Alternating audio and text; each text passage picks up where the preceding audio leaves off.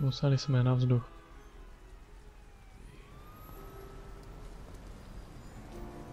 Uvnitř bylo děsně zahuleno. Já se chvěl jako Amarony, když jsem se jich chystal zeptat.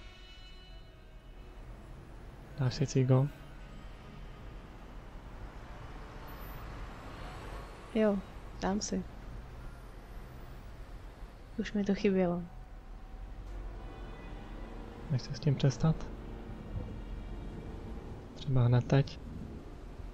Tohle smysl dokáže zabít. Píšou to na krabičce. Jenom si čuchneš a jdeš. Zkusíš to? Síla, co? Ale docela se držíš. Che, já kouřela i se pole.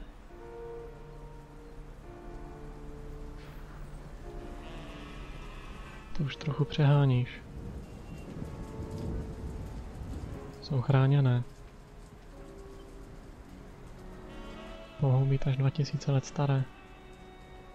120 metrů vysoké. Že jo. To jsem teda nevěděla.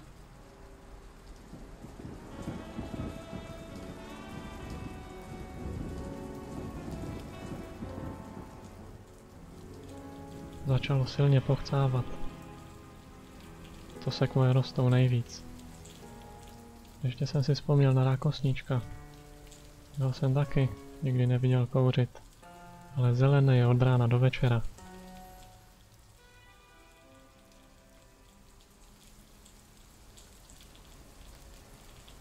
Řekl jsem jí o tom a ona se mi vysmála.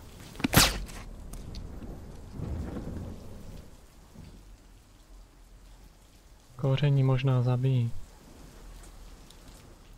ale vtipy rákosníčkovi zabíjí určitě.